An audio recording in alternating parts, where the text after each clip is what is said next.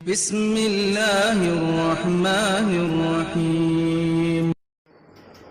السلام عليكم ورحمة الله وبركاته. إن الحمد لله نحمده ونستعينه ونستغفره ونؤمن به ونتوكل عليه ونعوذ بالله من شرور أنفسنا ومن سيئات أعمالنا من يهده الله فلا مضل له ومن يضلله فلا هادي له ونشهد أن لا إله إلا الله وحده لا شريك له ونشهد أن محمدا عبده ورسوله. يا أيها الناس اتقوا ربكم الذي خلقكم من نفس واحدة وخلق منها زوجها وبث منهما رجالا كثيرا ونساء واتقوا الله الذي تساءلون به والأرحام إن الله كان عليكم رقيبا. يا أيها الذين آمنوا اتقوا الله وقولوا قولا سديدا يصلح لكم أعمالكم ويغفر لكم ذنوبكم ومن يطع الله ورسوله فقد فاز فوزا عظيما. اللهم اشرح لي صدري ويسر لي أمري واحلل عقدة من لساني يفقه قولي. ربي زدني علما ربي زدني علما ربي زدني علما. அளவற்ற அருளாளனும் நிகரே இல்லாத அன்புடையவனுமாகிய எல்லாம் அல்ல அல்லாஹ்வின் திருப்பெயரால் ஆரம்பிக்கிறேன். கண்ணியமிக்க வல்ல அல்லாஹ்வின் நல்லடியார்களே, என் குடும்பத்தினர்களே, இந்த ஜுமா தினத்தில் நான் எடுத்துக்கொண்ட தலைப்பு என்னவென்றால், ஜாபிர் இப்னு அப்துல்லா ரலியல்லாஹு அன்ஹு அவர்கள் வரலாறை பற்றி இன்றே காணப்போகிறோம். இவர் எடுத்திருக்கக்கூடிய காரணம் எதற்காக வேண்டியென்றால், ஒப்பிட்டு பார்க்குறது. ஜாபிர் ரலியல்லாஹு அன்ஹு அவர்கள் எந்த அளவுக்கு ஒரு ரோல் மாடலாக வாழ்ந்துருக்கிறாங்க. இந்த காலகட்டத்தில் நம்ம அதிலிருந்து என்னென்ன படிப்பினைகள் எடுக்கணும், நம்ம காலத்துக்கு அவருடைய வாழ்க்கையில் எப்படி நமக்கு பாடம் எடுத்துக்க முடியுன்றதை இவர் வரலாறுலேருந்து சிறிதளவு நம்ம பார்ப்போம். இன்றைய காலகட்டத்தில் இருக்கக்கூடிய முஸ்லீம்கள் அவர்களுடைய எண்ணம் எப்படி இருக்குது அப்படின்னா, இதோ அல்லாஹ் இவர்களுக்கு மட்டும்தான் வழி கொடுத்துருக்கிற மாதிரியும், இவர்களுக்கு தான் கஷ்டம் கொடுத்துருக்கிற மாதிரியும், இவங்களுக்கு தான் சொந்தம் பந்தம் பணம் வசதி கஷ்டம் எல்லாமே இவங்களுக்கு தான் கொடுத்துருக்கான். முன்னொரு காலத்தில் வாழ்ந்த யாருக்குமே கிடையாது. அந்த சஹாபாக்களுக்கு தான் குழந்தை இல்லை, கொட்டி பொண்டாட்டி கிடையாது, வேலைக்கு போகணுன்னு அவசியம் இல்லை, அப்படி நினச்சிக்கிட்டு இருக்காங்க. இல்லை, இன்றைக்கி நம்ம எந்த வம்சத்தோடு இருக்கிறோமோ, எந்த குழந்தை குட்டி மனைவி கஷ்டம் துன்பம் எப்படி இருக்கிறோமோ, இதே மாதிரி ஒரு கஷ்டம் துன்பம் எல்லாத்துலேயும் யார் இருந்தாங்க? அன்றைய காலகட்டத்தில் இருக்கக்கூடிய சஹாபாக்களும் இருந்தாங்க. அவங்களுக்கும் அதே கஷ்டம் இருந்துச்சு, அவங்களுக்கும் அதே பசி இருந்தது, அவங்களுக்கும் அதே என்னது ரத்த பந்த உறவுகள் இருந்தது. ஆனால் இது அனைத்தும் இருக்கும் பொழுதும் இவர்கள் எதை ஒதுக்குனாங்க அப்படின்னா, யாருக்காக வேண்டி இந்த வாழ்க்கையை அர்ப்பணித்தாங்க அப்படின்னா, அல்லாஹ்வுடைய மார்க்கம் ஒரு நாள் ஓங்கும், இந்த மார்க்கம் நிலைச்சு நிற்கும், இந்த மார்க்கத்திற்காக வேண்டி என்னுடைய வாழ்க்கையில் என் சார்பாக என் பங்கு இந்த அல்லாஹ்வுக்கு நான் கொடுப்பேன். மனைவி இருந்தவங்க மனைவி விட்டு கொடுத்தாங்க, குழந்தை இருக்கிறவங்க குழந்தைய விட்டு கொடுத்தாங்க, சொந்த பந்தங்கள் விட்டு போனாங்க, வீடை விட்டு போனாங்க, வியாபாரத்தை விட்டு போனாங்க. என்னென்ன அல்லாஹ்வுடைய மார்க்கத்திற்கு கொடுக்க முடியுமோ அதையெல்லாம் அவர்கள் கொடுத்து அல்லாஹ்விடம் என்ன பண்ணாங்க? நல்ல பேரை வாங்கிட்டு போயிட்டாங்க. ரலியல்லாஹு அன்ஹு வரது அன்ஹுன்ற ஒரு பேரை அன்றைய காலகட்டத்தை வாழ்ந்த சஹாபாக்கள் வாங்கிட்டு போயிட்டாங்க. நபிகள் நாயகம் ஸல்லல்லாஹு அலைஹி வஸல்லம் சொல்கிறாங்க, அவர்கள் செய்த ஒரு தர்மத்திற்கு உங்களுடைய வாழ்நாள் செய்யக்கூடிய நன்மை ஈடாகாதுன்றாங்க. அந்த அளவுக்கு அவங்க நன்மை செஞ்சுட்டு போயிட்டாங்க. ஆனால் அதே நபிகள் நாயகம் ஸல்லல்லாஹு அலைஹி வஸல்லம் அவங்க இப்படியும் சொல்கிறாங்க, உம்மத்திலே சிறந்த உம்மத்து கடைசி இறுதி காலத்தில் ஒரு உம்மத்து வரும். அவங்களுக்கு யார் இருக்க மாட்டாங்க? நேர்வழி காட்டுவதற்கு ஒரு தூதர் இருக்க மாட்டார். அல்லாஹ்புரத்திலிருந்து எந்த ஒரு உதவியும் அவங்கள்ட்ட இருக்காது. ஆனால் அல்லாஹ் இந்த உலகத்தை எந்த ஒரு நோக்கத்திற்காண்டி படைச்சானோ, நபிமார்கள் எந்த வழியில்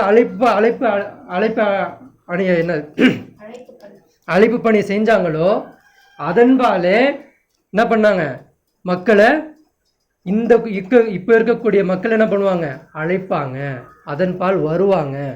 அந்த சிந்தனையுடைய ஒரு கூட்டம் இறுதி காலகட்டத்தில் இருப்பாங்கன்றதை நபிகள் நாயகம் ஸல்லல்லாஹு அலைஹி வஸல்லம் அவங்க வந்து அன்றைக்கே சொல்லிட்டு போயிட்டாங்க.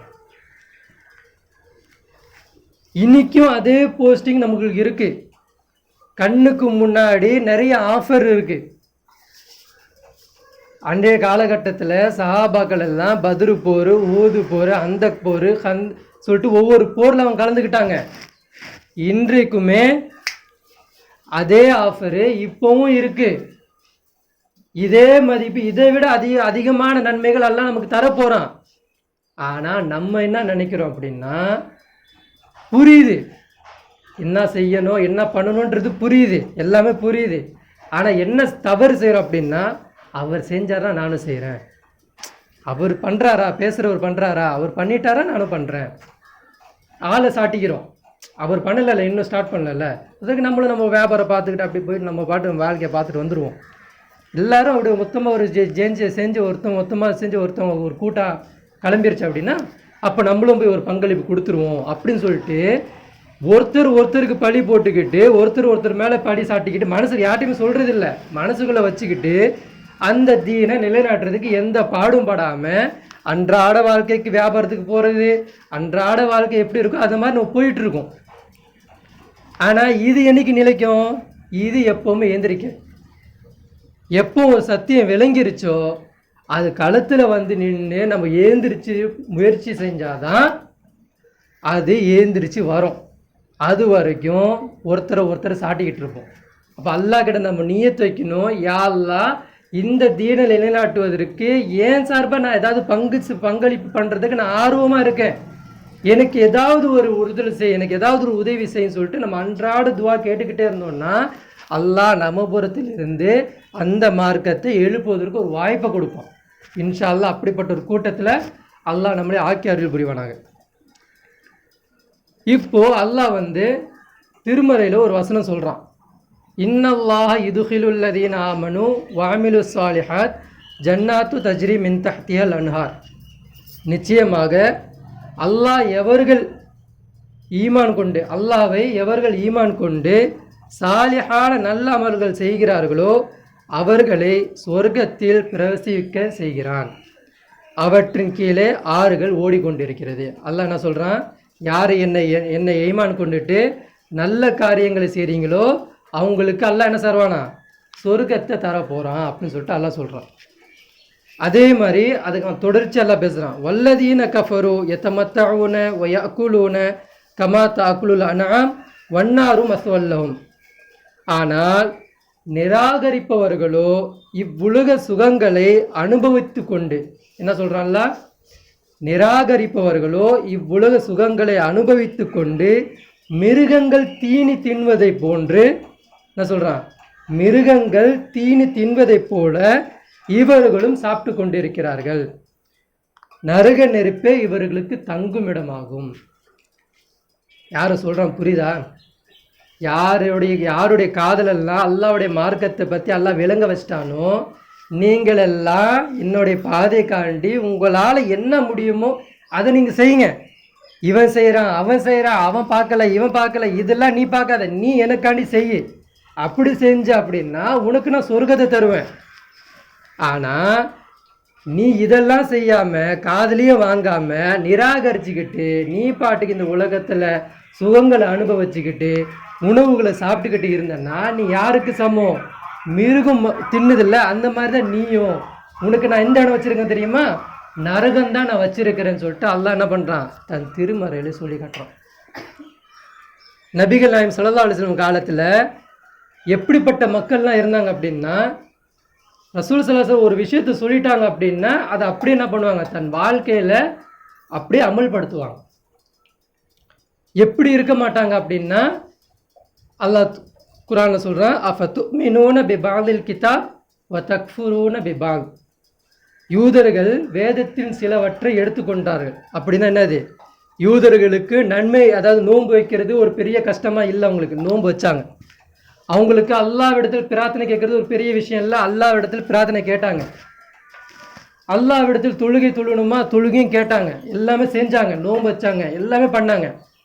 ஆனால் ஒத்தக்ஃபுரூன பிபாது, சிலவற்றை அவர்கள் நிராகரித்தார்கள். அந்த யூதர்கள் சிலவற்றை என்ன பண்ணாங்க?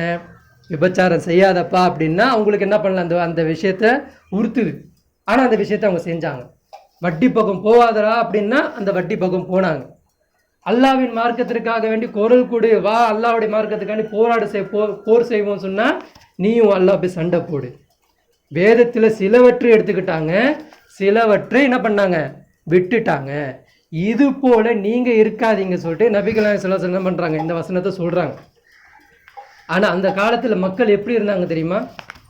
சஹாபாக்கள் காலத்தில் சஹாபிகள் எப்படி இருக்கிறாங்கன்னா, ஒரு சஹாபி என்ன பண்ணுறாரு, அப்போ தங்கம் வந்து தடை ஆயிடுச்சு. ஆனால் அந்த சஹாபிக்கு என்ன பண்ணல, தங்கம் தடையானது தெரியல. அவர் என்ன பண்ணுறாரு, தங்க மோதிரம் போட்டுக்கிட்டு வந்துடுறாரு. நபிகள் நாயகம் ஸல்லல்லாஹு அலைஹி வஸல்லம் சபைக்கு தங்க மோதிரம் போட்டுக்கிட்டு வந்துடுறாரு. நபிகள் நாயகம் ஸல்லல்லாஹு அலைஹி வஸல்லம் என்ன பண்ணுறாங்க, கையில் பார்த்தோன்னே ரசூலுல்லாஹ்வுக்கு மிகப்பெரிய கோவம் வந்துடுது. என்ன நீங்கள் இப்படி பண்ணுறீங்க அப்படி சொல்லி என்ன பண்ணுறாங்க அப்படின்னா, அவங்களோட கையில் இருக்கக்கூடிய அந்த அந்த மோதிரத்தை, தங்க மோதிரத்தை உருவி தூக்கி வீசிடுறாங்க. அல்லாஹ் உங்களுக்கு ஹராமாக்குனது உங்களுக்கு தெரியலையா? நரகத்தில் இருக்கக்கூடிய ஒரு துண்டை நீங்கள் எடுத்து கையில் மாட்டிக்கிட்டு இருக்கீங்க அப்படின்னு சொல்லிட்டு அந்த வசனத்தெல்லாம் சொன்ன உடனே அந்த சஹாபி என்ன பண்ணுறாருன்னா, அதே இடத்துல என்ன பண்ணுறாரு, வெறுக்கிறார். அந்த தங்கத்தை வெறுத்துட்டு எந்த அளவுக்கு சொல்கிறாரு அப்படின்னா, இனி அந்த தங்கத்தை நான் தொடக்கூட மாட்டேன். பின்னாடி இருக்கக்கூடிய சஹாபா சொல்லிட்டு ரசூலுல்லாஹி ஸல்லல்லாஹு அலைஹி வஸல்லம் போயிடுறாங்க. சஹாபாக்கள் என்ன சொல்கிறாங்கன்னா, அந்த தங்கம் எடுத்து பெண்கள் அனுபவிக்கலாம், பெண்களுக்கு நீங்கள் அணிவிச்சு தரலாம், உங்களுக்கு தான் ஹராம் அப்படின்னு சொல்லும்பொழுது, இது எந்த அளவுக்கு நான் சொல்லுவேன் அப்படின்னா, என் வாழ்க்கையில் இருக்கக்கூடிய என் பெண்களுக்கும் நான் எப்படி சொல்லுவேன் அப்படின்னா, போடாதீங்க, அது போட்டிங்கன்னா உங்களுக்கு வாழ்க்கையோட அனுபவம், வாழ்க்கையில் வாழணுன்ற ஒரு ஆசை உங்களுக்கு வந்துடும்.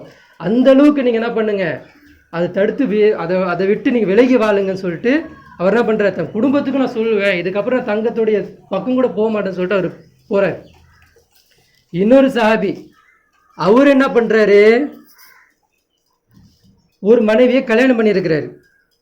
ஒருத்தர் வந்து சொல்கிறாரு, நீயும் என் மனைவிக்கிட்ட தான் பால் குடித்த, உன் மனைவியும் என் மனைவிக்கிட்ட தான் பால் குடித்தாங்க, நீங்கள் ரெண்டு பேரும் அண்ணன் அக்கா தம்பி மாதிரி தானே, நீங்கள் எப்படி கல்யாணம் பண்ணிப்பீங்க அப்படின்னு கேட்டோன்னே அதே இடத்துல என்ன பண்ணுறாங்க, குறுக்கு வழி தோணலை, என்ன யோசிக்கல, எப்படி அட்ஜஸ்ட் பண்ணி வாழ்ந்துருக்கலாமே, இது நடந்துருச்சு, முடிஞ்சிருச்சு, கல்யாணம் ஆயிடுச்சு, கொஞ்ச நாள் வாழ்ந்துட்டோம், விட்டுருக்கலாமே, இப்படி யோசிக்காம இது அல்லாவுடைய கட்டளையா, இது நம்ம ரெண்டு பேரும் சகோதரிகளா, இதுக்கப்புறம் வாழக்கூடாதுன்னு சொல்லிட்டு என்ன பண்ணுறாங்க, அதே இடத்துல விவாகரத்து செய்கிறாங்க. ஆனால் இதே குரானை நம்ம கையில் வச்சுக்கிட்டு வட்டி பக்கம் போகாத, விபச்சாரம் பக்கம் போகாத, அனாச்சாரம் காரியங்களில் ஈடுபடாத, அல்லாவுக்கு எதிரான மார்க்கம் வந்துருக்கு, அல்லாவுக்கு எதிரான ஒரு சக்தி எழுப்புது, அது குரல் கொடுக்கணும் அப்படி சொல்லி இந்த வேதம் நம்மளை கூப்பிடுது அப்படின்னா நம்ம என்ன செய்கிறோம், வேதத்தில் உள்ள சிலவற்றை எடுத்துக்கிறோம், வேதத்தில் உள்ள சிலவற்றை புறக்கணிக்கிறோம். சிலவற்றை என்ன நம்மளுக்கு ஈஸியாக இருக்குது, தொழுக ஈஸியாக இருக்குது. சில பேருக்கு தொழுகையும் கஷ்டம்தான். ஆனால் அந்த தொழுகை அவன் உள்ள செஞ்சு தொழுகிறனால அவனுக்கு ஏதாவது 10,000 குறைஞ்சிட போதா, இல்லை 80,000 குறைஞ்சிட போதா, இதை ஏதாவது ஆக போகுது, எதுவுமே அவனுக்கு ஆக போகுது. அவன் அழகாக தொழுவ போகிறான், நோன்பு வைக்க போகிறான், இது அவனுக்கு ஈஸியாக இருக்குது. ஆனால் அல்லாஹ் சொன்ன முறைப்படியில் வியாபாரம் பாரு, அல்லாஹ் சொன்ன முறையில் உன்னுடைய மார்க்கத்தை நீ ஏற்படுத்திக்கோ, அல்லாஹ் சொன்ன முறைப்படிக்கு இந்த குரான் மூலியமாக இந்த மக்களை அழைப்பு பண்ணி கூட அப்படிலாம் சொன்னால் அவனுக்கு அங்கே கஷ்டம் வருது. நான் போய் அழைப்பு பண்ணி பண்ணால் நான் எப்போ வியாபாரத்துக்கு போகிறது, நான் போய் அழைப்பு பண்ணி பண்ணேன்னா இப்போ யாரும் வர மாட்டேங்கிறேன், நான் மட்டும் போய் கற்றணுமா, நான் மட்டும் போய் சொல்லணுமா அப்படி சொல்லிட்டு இவன் என்ன பண்ணுறான், அதை சொல்லாமலேயே அந்த குரானை அப்படியே மூடி வச்சுருக்கோம். இதில் என்ன ஆகுது அப்படின்னா நம்ம உம்மத்தாவே நம்ம என்ன பண்ணுறோம், இந்த தவறை நம்ம செஞ்சுக்கிட்டே வரோம். ஏன் அப்படின்னா அல்லாஹ் வந்து அல்லாவுடைய பாதையில் செலவு செஞ்சவங்களுக்கு, அல்லாவுடைய பாதையில் உயிர் தியாகம் கொடுத்தவங்களுக்கு அல்லாஹ் என்ன தரப்போகிறான்றது நம்ம சரியாக விளங்கல். இதனுடைய இந்த விளங்காததுனால தான் நம்ம என்ன பண்ணுறோம், அல்லாஹ் சொன்ன மாதிரி அந்த தொழுகை இதில் மட்டும் நம்மளுடைய ஃபோக்கஸை விட்டுட்டு மார்க்கம் எப்படி கீழே விழுந்தா எனக்கு என்ன, அல்லாவோட ஆட்சி அதிகாரம் இந்த உலகத்தில் இல்லைன்னா எனக்கு என்ன, ஏன் தொழுகை கரெக்டாக இருக்கா, ஏன் நோன்பு கரெக்டாக இருக்கா, நான் ஒரு 4 பேர்கிட்ட கரெக்டாக இருக்கிறேன்னா அப்படின்னு சொல்லிட்டு என்ன பண்ணுறாங்க, சுய மதிப்பு பார்த்துக்கிட்டு அவனே மார்க் போட்டுக்கிட்டு திருப்தி அடைஞ்சு உட்காந்துருக்குறோம்.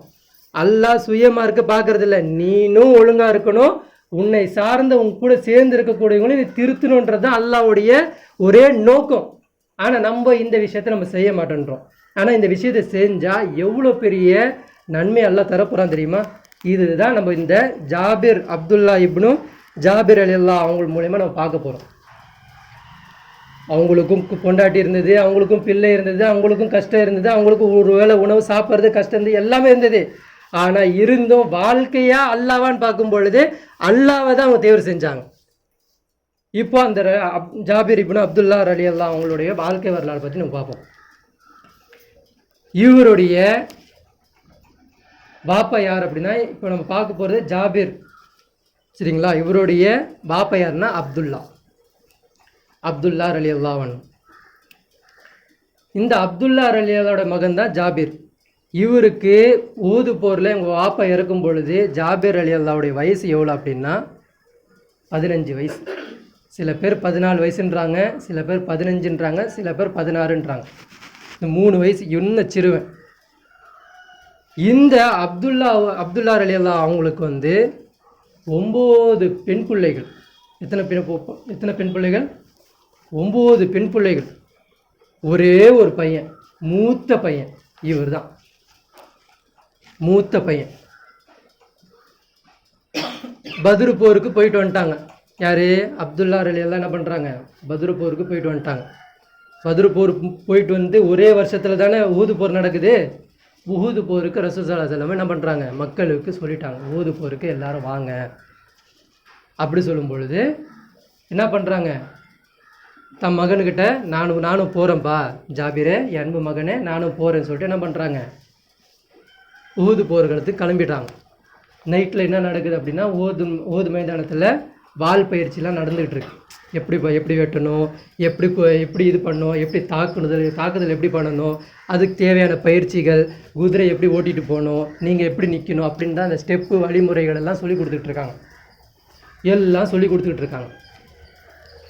நீங்கள் மஸ்ஜித் நபியிலேருந்து பார்த்தீங்கன்னா 2 கிலோமீட்டர் தான் ஊதுப்போர். மஸ்ஜித் நபியிலேருந்து அப்படி பார்த்தீங்கன்னா ஊதுப்போருடைய மைதானம் தெரியும், அந்தளவுக்கு கிட்ட தான் அது. இப்போது ஜாபிர் ரலியல்லாஹு என்ன பண்ணுறாங்க அப்படின்னா, அப்பாவை பார்க்கணும் அப்படின்றதுக்காண்டி என்ன பண்ணுறாங்க? நைட்டாக கிளம்பி அப்பாவை பார்க்கறதுக்காண்டி ஊது மைதானத்துக்கு போகிறாங்க. அப்பா இங்கே பயிற்சி எடுத்துக்கிட்டு இருக்காங்க. ரசூல் ஸல்லல்லாஹு அலைஹி வஸல்லம் என்ன பண்ணுறாங்கன்னா, அப்துல்லாவே வாங்க இங்கே அப்படின்றாங்க. அவங்களும் வராங்க. ரசூலா சொல்கிறாங்க, ஒருவேளை இன்ஷா அல்லாஹ் நாளைக்கு நீங்கள் மரணித்தால் அல்லாஹ் உங்களுக்கு சொர்க்கத்தை கடமையாக்கி வச்சிருக்கிறான் அப்படின்றாங்க. அவ்வளோதான். ரிட்டர்னில் வந்துடுறார். கண் கலங்குது அவருக்கு. சின்ன குழந்தை, 15 வயசு குழந்தை, ஆண் பிள்ளை. ஏகப்பட்ட கடன் வாங்கி வச்சிருக்கிறார், அளவுக்கு மீறிய கடன் வாங்கி வச்சிருக்கிறார். ஏன்னா ரசூலுல்லாஹி ஸல்லல்லாஹு அலைஹி வஸல்லம் வந்ததுக்கப்புறம் அவரால் வியாபாரத்துக்கு போக முடியல, குடும்பத்தை பார்த்துக்க முடியல, எதுவுமே பண்ண முடியல. ஏகப்பட்ட கடன் வாங்கி வச்சிருக்கிறார். கடைசி காலகட்டம், அதாவது கடைசி அந்த குழந்தை பிறகுது இல்லையா, 9வது பெண் பிள்ளை பிறகுது இல்லையா, அந்த பெண் பிள்ளை பிறந்து அம்மாவும் இறந்துடுறாங்க. கை குழந்தை அம்மாவும் இறந்துடுறாங்க.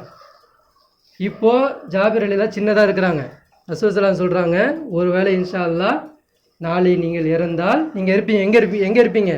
சொர்க்கத்தில் அல்லாஹ்கிட்ட இருப்பீங்க. நீங்கள் அல்லாஹ் உங்களுக்கு கடமையாக்கி இருக்கிறான் அப்படின்ற மாதிரி ஒரு செய்தி சொல்லிடுறாங்க. கண் கலங்கிட்டு நிற்கிறாரு. ஜாபிர் ரலியல்லாஹு வராங்க. என் அன்பு மகனே அப்படின்னு சொல்லிட்டு என்ன பண்ணுறாங்க? அரவணைக்கிறாங்க, கட்டி அணைக்கிறாங்க. முடியல அவங்களால. ஏன்னா ரசூலுல்லாஹுடைய வாக்கு உண்மையானது.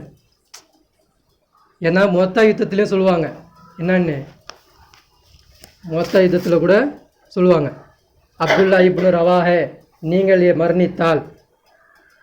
மரணித்தால் ஜாஃபர் இப்னு அபி தாலிப் நீங்கள் என்ன பண்ணுங்கள்? அந்த வாளை எடுத்துக்கோங்க, நீங்கள் தளபதியாக எடுங்க. அப்படி ஜாஃபர் இப்னு அபி தாலிப் நீங்கள் மரணிச்சிட்டிங்க அப்படின்னா ஜெயிதே நீங்கள் தளபதியாக இருங்க.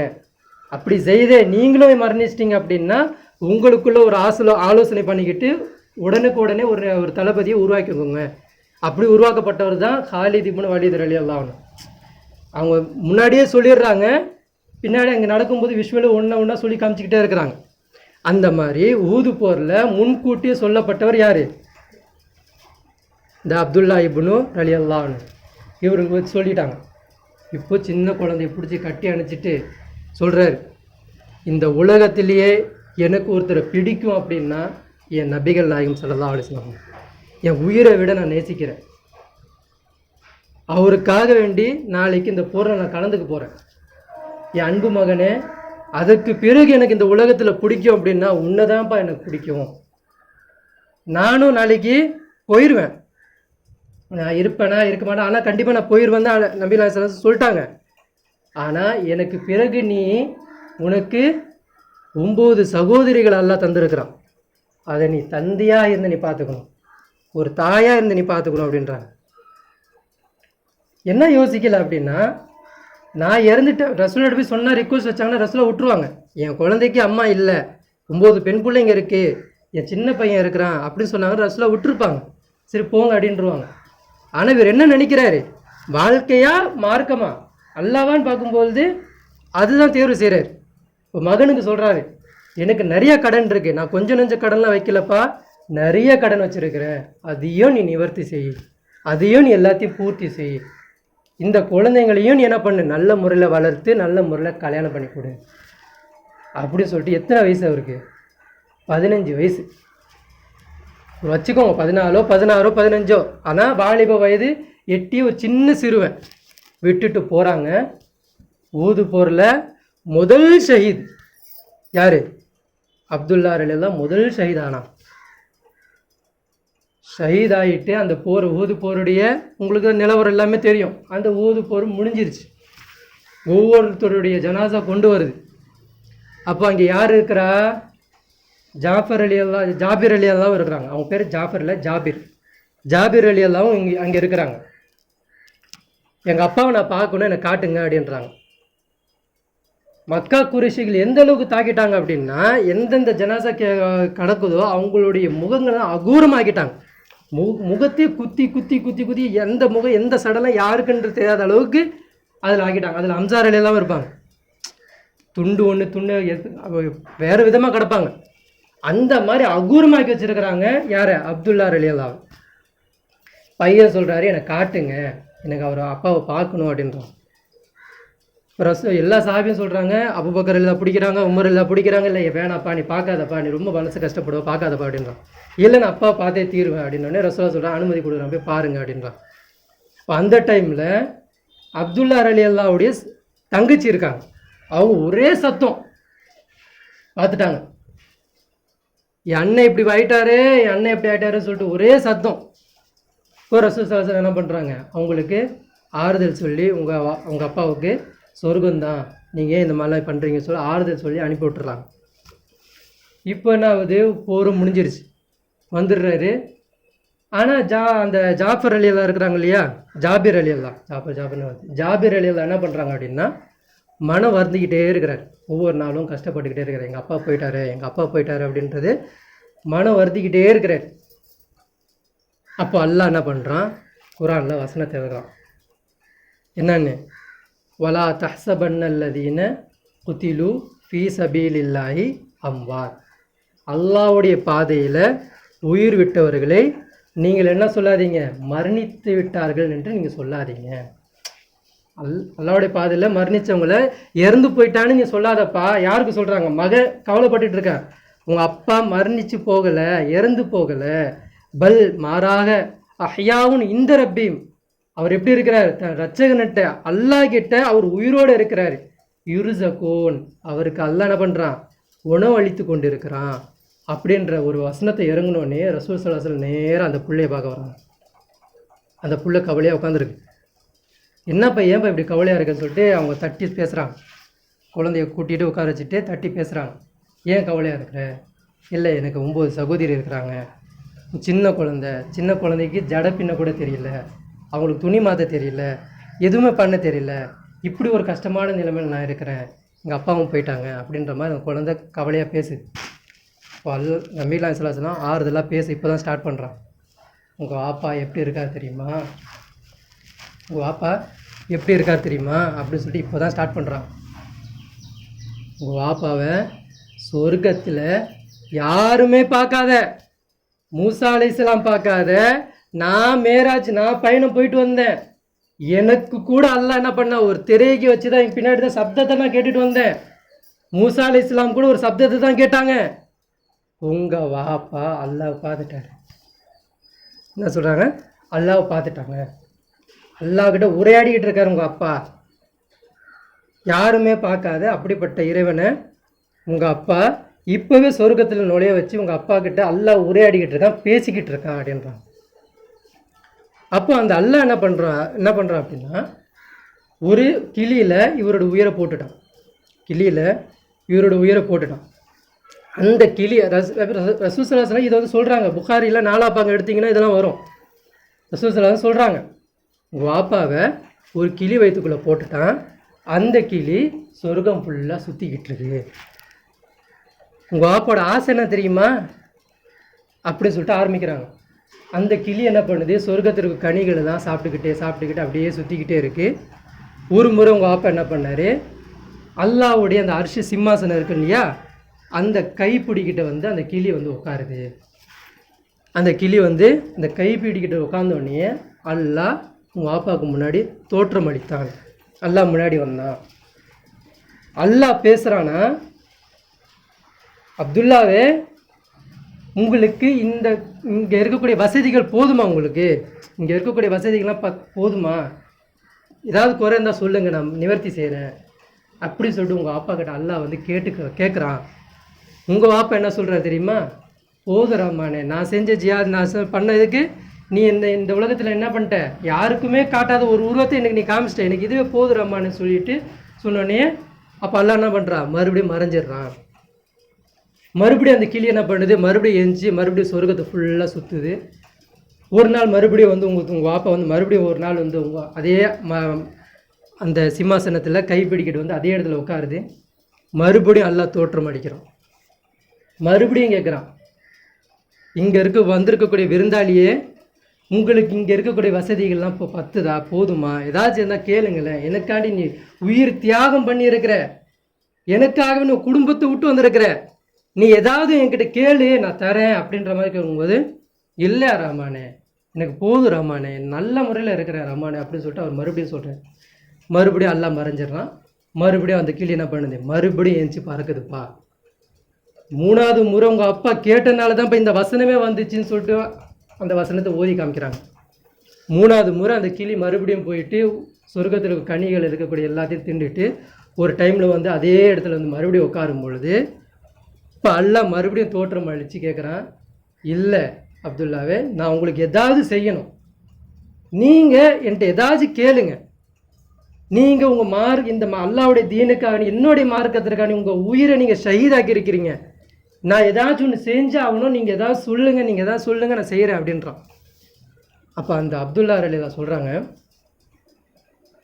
யா அல்லாஹ், எனக்கு ஒரே ஒரு ஆசை தான், இந்த சொர்க்கத்தில் நான் திரியிறதும் இங்கே இருக்கக்கூடிய கனியை சாப்பிட்றது இதெல்லாம் எனக்கு பிடிக்கல, எனக்கு வந்து இதை விட ஒரு ஆர்வம் இருக்குது. ஏன்னா நான் ஒரு ஷஹீத் ஆகிட்டு வந்ததுக்கே நீ இவ்வளோ அந்தஸ்து கொடுக்குற, நீங்கள் ஒரே ஒரு வாய்ப்பு கூட, மறுபடியும் என் உடலில் என் உயிரை மறுபடியும் செலுத்து, நான் அந்த உயிர் எடுத்துக்கிட்டு மறுபடியும் உலகத்துக்கு பிறக்கிறேன், மறுபடியும் உன் பாதைக்காக வேண்டி நான் ஷஹீத் ஆகிறேன், இந்த மாதிரி நான் 10 முறை ஷஹீதாக ஆசைப்படுறேன், இது எனக்கு பண்ணுவியா யா அல்லாஹ் அப்படின்னு கேட்கும்பொழுது அல்லாஹ் சொன்னா, பல், இது என்னுடைய விதியில் எழுதிட்டேன்ப்பா, சொர்க்கத்தில் யார் நுழைஞ்சாங்களோ அவங்க மறுபடியும் உலகத்துக்கு அவங்க போக மாட்டாங்க, இது என்னால் முடியாது அப்படி சொல்லும் பொழுது அப்போ அந்த அப்துல்லா ரலியல்லாஹு சொல்கிறாங்க, சரியா அல்லாஹ், நான் இந்த சொர்க்கத்தில் நல்ல முறையில் இருக்கிறேன், நான் நல்ல முறையில் தான் சாப்பிட்டுக்கிட்டு இருக்கேன், நான் சுதந்திரமாக இருக்கிறேன், நீ கொடுத்த இந்த வாழ்க்கையை நான் அனுபவிச்சுக்கிட்டு இருக்கேன்னு சொல்லிட்டு என் குழந்தைங்க எல்லாம் இருக்கிறாங்க, அவங்கள்ட்ட சொல்லு அப்படின்னு தான் அல்லாஹ் என்ன பண்ணுறான், அந்த சின்ன குழந்தைக்கு பேசுகிறான். அல்லாஹ்வுடைய பாதையில் இறந்து போகிறவங்கள நீங்கள் என்ன சொல்லாதீங்க, மரணிச்சிட்டாங்கன்னு சொல்லாதீங்க, அவங்க எப்படி இருக்கிறாங்க, என்கிட்ட உயிரோடு இருக்கிறாங்கன்றதை என்ன பண்ணுறாங்க, நபிகள் நாயகம் ஸல்லல்லாஹு அலைஹி வஸல்லம் சொல்கிறாங்க. இப்போது எவ்வளோ பெரிய பாக்கியம் இது. இன்றைக்கி நடக்கக்கூடிய ஒவ்வொரு உக்ரைனில் ஒரு போர் நடந்துக்கிட்டு இருக்கு, ஒவ்வொரு விதமான சண்டைகள் நடந்துக்கிட்டு இருக்கு.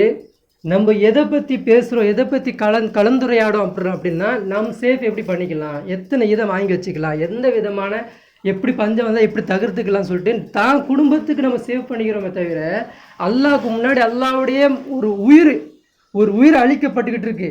இன்றைக்கி சொல்கிறேன், நேற்று 8 பேர் சொன்னான், இப்போ 800 பேருன்றான். எல்லாமே போய் கணக்கு சொல்லிக்கிட்டு இருக்கான். அங்கே எத்தனை பேர் அழிஞ்சு போகிறாங்கன்றது தெரியல. பாமர மக்கள் அவங்களுக்கெல்லாம் அல்லாஹ் எப்படி இயற்கையிலேயே வந்து அவங்கள காஃபிராகும் அப்படி தான் மறுப்பாளராக பிறக்க வச்சிருக்கிறான். அவங்க நம்ம தான் போய் சொல்லணும், ஏன்பா அல்லாவுடைய மார்க்கம் இருக்குது, இது தீன நிலைநாட்டுறது நம்மளுடைய நிலைநாட்டுதல் மூலம் அவன் பார்த்துட்டு வரணும், இதாண்டா அல்லா அப்படின்றது வரணும். ஆனால் நம்ம எதுவுமே செய்யாமல் சுயநலமாக தான் தொழுதுக்கிட்டு தான் சும்மாவை அனுபவிச்சுக்கிட்டு தான் குரானை ஒதுக்கிட்டு தான் குடும்பத்தை மார்க்க மாதிரி பார்த்துக்கிடும் அப்படின்னு சொன்னால் இது நம்ம எங்கே இருக்கிறோம்? நம்மள வந்து தஜ்ஜால் ஒரு வகையான முட்டாள்தனமாக நம்மளை ஆக்கிக்கிட்டு இருக்கான். இதுலேருந்து நம்ம விடுபடணும். இந்த ஆஃபர் இன்றைக்கே இருக்குது. என்றைக்கு அந்த அப்துல்லா ரலிலா எப்படி வந்து போயிட்டாங்க, சொர்க்கத்துக்கு போயிட்டாங்களோ, இன்றைக்கும் அந்த ஆஃபர் இன்றைக்கெல்லாம் எதிர்பார்த்துக்கிட்டு இருக்கான். என்னுடைய மார்க்கத்திற்காக வேண்டி இந்த டைமில் யார் வந்து நிற்க போகிறீங்க, யார் வரீங்க, அவன் வருவான் இவன் வருவான் நீ எதிர்பார்த்துட்டு இருக்க. நீ எப்போ எழுந்திரிப்ப? நான் உனக்கு சொர்க்கம், நான் உன்னோட அல்லா இல்லையா? நீ வரமாட்டியா? நீ அடுத்தவனை எதிர்பார்த்துக்கிட்டு இருக்கிற. பேசுகிறவன் வந்துடுவான், அவன் சும்மா பையன் அவன் வந்துடுவானா, அப்படி நீ ஏன் பார்க்குற? நான் எப்போ மாறுவேன்றது ஏன் நீ யோசிக்க மாட்டேங்கிற அப்படின்னு சொல்லிட்டு இன்றைக்கும் அந்த ஆஃபர் இருக்குது. அதனால் அந்த மாதிரிலாம் இந்த வரலாறு ஏன் சொல்கிறேன் அப்படின்னா, இதெல்லாம் ஒரு படிப்பினே எடுத்துக்கணும். எல்லாம் எவ்வளோ பெரிய நிரந்தர வாழ்க்கை, அது நிரந்தரமாக இங்கே வாழ போகிறோம். இங்கே நம்ம சொற்ப காலத்தில் வாழ போகிறோம். 50, 60, 65, 40 என்ன தெரியாது, டைம் குறிப்பிடப்படாத ஒரு வாழ்க்கை. அங்கே சொர்க்கம் காத்துக்கிட்டு இருக்கு. இன்னைக்கு நம்மளுடைய செயல்பாடு என்ன? நான் தொழுதுட்டா மட்டும் போதுமா? எனக்கு தெரிஞ்ச மார்க்கத்தை 4 பேருக்கு எத்தியாவது வைப்பேனே அப்படின்றத நம்ம யோசிக்கணும். இன்ஷா அல்லாஹ் அப்படிப்பட்ட கூட்டமாக நம்ம மாறணும். அதுக்கப்புறம் என்ன ஆகுது அப்படின்னா, இந்த ஜாபிர் அலிலாம் இருக்கிறாங்க இல்லையா, அந்த வசனம் முடிஞ்சிருச்சு. அதுக்கப்புறம் என்ன பண்ணுறாங்க, கொஞ்ச நாள் ஓடுது. ஜாபிர் அலிலாம் சின்ன பிராயத்தில் தான் இருக்கிறாங்க, ஒரு 17 18 இருப்பாங்க. இப்போ இவங்களுக்கு கடன் சுமை அதிகமாக இருக்குது. பாப்பா சொல்லிட்டு தானே போனார், என் கடனை நீ தான் நிவர்த்தி பண்ணோம் அப்படின்னு. முடிஞ்ச அளவுக்கு சம்பாதிச்சு கொடுக்குறாரு. ஆனால் ஒரு கட்டத்தில் என்ன ஆயிடுது அப்படின்னா, நெருக்கடி தோலை அப்படி, சின்ன பையன் தானே. அப்போ என்ன பண்ணுவாங்க, ஏய் அப்பா கடன் எப்படா கொடுப்பேன்ற மாதிரி அடிக்கிறாங்க. அப்போ இவரால் பதில் சொல்ல முடியல. இப்போ ரசூல்லாட்ட போய் கெஞ்சுறாரு, ரசூல்லா நான் கண்டிப்பாக அந்த கடன் நான் கொடுத்துருவேனே, நீங்கள் என்ன பண்ணுங்கள், நீங்கள் வந்து அவங்கள்ட்ட சொல்லுங்களேன், உங்கள் முகத்தை பார்த்தா எனக்கு கொஞ்ச நாள் அவகாசம் அதிகமாக கொடுப்பாங்க, நீங்கள் வாங்கலை வந்து சொல்லுங்களேன் அப்படின்றாங்க. அப்போது ரசூல் ஸல்லல்லாஹு அலைஹி வஸல்லம் என்ன பண்ணுறாங்க அப்படின்னா, சரி உங்கள் அப்பா கிட்ட உன்கிட்ட என்ன தான் வச்சுட்டு போனார், உங்கள் அப்பா என்ன தான் வச்சுட்டு போனார் அப்படின்னா, அப்போ அந்த ஜாபிர் அலிலாம் சொல்கிறாங்க, எங்கள் அப்பா வந்து ஒரு தோட்டம் இருக்குது, யார சொல்லலாம், ஒரு தோட்டம் இருக்குது, அது வந்து மரம் வந்து காஞ்சி போயிருக்கு, அதாவது கனிலாம் அவ்வளோ தராது, ரொம்ப மட்டு போன ஒரு மரம், அது வந்து இன்றைக்கோ நாளைக்குன்ற மாதிரி தான் இருக்குது, அது ஒன்றும் தராது. அப்படிப்பட்ட ஒரு மரம், சின்ன ஒரு பேரிச்சம்பழம் இருக்குது, அதுலேருந்து அவ்வளோலாம் என்னத்தை பொறுக்கி கொடுத்தாலும் கொடுக்க முடியாது. யாரும் சொல்லலாம், கடன் அவ்வளோ இருக்குது. அந்த காலத்தில் கடன் என்ன வாங்கினா தானியெல்லாம் வாங்க மாட்டாங்க. அந்த அசான்ற மாதிரி ஒரு இவ்வளோ படின்னு சொல்லிட்டு பேரிச்சப்பழம் உணவுக்கு தான் வாங்கியிருக்கிறார் அவர். இத்தனை பேரிச்சப்பழம் இத்தனை பேரிச்சப்பழம்னு சொல்லிட்டு ஒவ்வொரு வீட்லேயும் வாங்கியிருக்கிறார். அவங்க என்ன பண்ணுறாங்க, இந்த அளவுகோலில் எனக்கு பேரிச்சப்பழத்தை கொடுன்னு தான் ரிட்டர்ன் வந்து கேட்குறாங்க. இப்போ என்கிட்ட கொடுக்கறதுக்கு இல்லை யாரை சொல்லலாம் அப்படின்னு கேட்கும்போது ரசூலுல்லாஹி என்ன பண்ணுறாங்க, சரி வாங்க அப்படின்னு சொல்லிட்டு இவர் கூட்டிகிட்டு போகிறாங்க. கூட்டிகிட்டு போயிட்டு அந்த தோட்டத்தில் போயிட்டு ரசூல் ஸல்லல்லாஹு அலைஹி வஸல்லம் என்ன பண்ணுறாங்க, அல்லாஹ் கிட்ட பிரார்த்தனை பண்ணிவிட்டு அந்த தோட்டத்தை ஒரு சுற்றிட்டு வராங்க. சுற்றிட்டு வந்துடுறாங்க. இப்போ ஜாபிர் அலிலாட சொல்கிறாங்க, அல்ஹம்துலில்லாஹ் இதுக்கப்புறம் இந்த தோட்டத்தில் கனிகள் வரும், உன்னால் எவ்வளோ கொடுக்கும், எவ்வளோ கடன் இருக்கோ எல்லா கடனையும் உன்னால் இதில் நிவர்த்தி பண்ண முடியும், நீ பண்ணுவ அப்படி சொல்லிட்டு போயிடுறாங்க. இப்போ இந்த ஜாபிர் அலிலா போகிறாங்க, பழங்கள் உடனே வருது, அப்படி கொத்தாக வருது, அந்த எதுவுமே இல்லாத அந்த மரம் பழம் கொடுக்குது. அதை என்ன பண்ணுறாரு, பறித்து ஒவ்வொரு யாருக்கெல்லாம் கடன் வாங்கணுமோ எல்லாரையும் கூப்பிட்றாரு. அந்த மாதத்தில் இருக்கக்கூடிய எல்லாரையும் கூப்பிட்டு கொடுக்குறாரு, எல்லாத்தையும் கொடுத்துட்டாரு. கடைசியில் அந்த வளர்ச்சி எந்த அளவுக்கு, அந்த விவசாயம் எப்படி எந்த அளவுக்கு வருது அப்படின்னா, அவர் சொல்கிறாரு 3000 கிலோ என்கிட்ட இருந்தது பேரிச்சப்பழம் அப்படின்றார். 3000 கிலோ அளவுக்கு என்கிட்ட பேரிச்சப்பழம் இருந்தது, அந்த அளவுக்கு எனக்கு அந்த செல்வ செழிப்பு அல்லாஹ் எனக்கு கொடுத்தான் அப்படின்றார். இது எதனால் கொடுக்கப்பட்டுச்சு? இந்த அற்புதம் எதுக்காண்டி? இந்த மாதிரி அற்புதம் நமக்கு அல்லா காட்டுவான். நம்ம வீட்டில் ஒரு அரிசி இருக்காது, எதுவும் இருக்காது. ஆனால் அல்லாஹ் நம்மளுடைய மார்க்கத்திற்காக நம்ம சிந்திச்சோம் அப்படின்னா அல்லாஹ் நம்மளுடைய வாழ்க்கையை நிவர்த்தி பண்ணுறதுக்கு அல்லாஹ் யோசிப்பான். அல்லாஹ் தூக்கிட்டு வருவான் நம்மளை. அல்லாஹ் நம்மளை காப்பாற்றிடுவான். நம்ம குறுகிய வண்டத்தில் இருக்கக்கூடாது. ஒரு மூட்டை தானே இருக்குது, நான் எப்படி போவேன், எப்படி இருப்பேன், அல்லாஹ் மேலே தவக்கல் வைக்கணும். இதெல்லாம் மோட்டிவேட் எதுக்காக வேண்டிய? அல்லாஹ் மேலே நம்ம போகணும். அல்லாஹ் ரோல் மாடலாக எடுத்துக்கணும். இவங்க இந்த சாபியங்களெல்லாம் ரோல் மாடலாக எடுத்துக்கிட்டு அல்லாஹ் மேலே தவக்கல் வைக்கணுன்றதுக்காக இந்த சம்பவம்லாம் சொல்கிறேன். ஏன்னா இப்போ வரக்கூடிய சூழ்நிலைகள்லாம் பார்த்தோம்னா வேறு மாதிரி போகுது. அப்போ நம்ம என்ன நினைக்கிறோம்? பொருட்கள் மேலே நம்பிக்கை வைக்கிறோம். இந்த அரிசி என்னை காப்பாற்றிடும், இந்த செல்வனை காப்பாற்றிடும், இவ்வளோ காசு என் அக்கௌண்ட்டில் இருந்துச்சுன்னா நான் தப்பிச்சிருவேன், இப்படி நினைக்கிறோம். இது இல்லை. எவ்வளோ காசு, ₹1, ₹2, $2 லட்சமோ, 2 கோடியோ, அல்லாஹ் மேலே தவக்கல் வச்சுன்னா அல்லாஹ் நம்மளை காப்பாற்றுவான்றதை நம்ம இந்த நேரத்தில் நம்ம சிந்திக்கணும். மூணாவது என்ன ஆகுது அப்படின்னா, ஒரு சம்பவம். இவரோட நிறைய வாழ்க்கை இருக்குது. நான் ஷார்ட்டாக ஒரு ஹைலைட்டான சில விஷயங்களை மட்டும் எடுத்து சொல்கிறேன். ரிக்கான்ற ஒரு போர், ரிக்காவில்ன்ற ஒரு போருக்கு போயிட்டு என்ன பண்ணுறாரு, போரில் போயிட்டு கலந்துட்டு என்ன பண்ணுறாரு, சண்டைலாம் போட்டுட்டு, ஜாபிர் அலிலா சண்டைலாம் போட்டுட்டு நைட்டு கிளம்புறாங்க. நைட்டு கிளம்பும்போது எல்லாருடைய ஒட்டகம் ஸ்பீடாக போகுது. இவர் எப்படி இருக்கார் அப்படின்னா, ரொம்ப பழமை வாய்ந்த ஒட்டகத்தை வச்சுருக்காரு. அதாவது மல்ட்டு தன்மையான ரொம்ப நாளைக்கு அடுத்த வருஷமா போகிற மாதிரி அந்த ஸ்டேஜில் உள்ள ஒட்டகம் வச்சுருக்காரு. நடக்கவே மாட்டேங்குது. இப்போ ரசூலா என்ன பண்ணுறாங்க, ரசூலுல்லாஹி அந்த இடத்துல ஒட்டகத்தை நிப்பாட்டிட்டு நடந்து வராங்க. என்ன ஜாபீர், எல்லாம் முந்திட்டு போகிறாங்க, நீங்கள் வரமாட்டேங்கிற ரசூலா, அது ரொம்ப வயதான ஒரு ஒட்டகம் ரசூலா, அது நடக்க மாட்டேங்குது, அதுக்கு ரொம்ப ஆரோக்கியம் இல்லாமல் இருக்குது அப்படின்னு ரசூலுல்லாஹி கொம்பு ஏதாவது வச்சுருக்கியா அப்படின்றாங்க. அப்போ கொடுக்குறாங்க.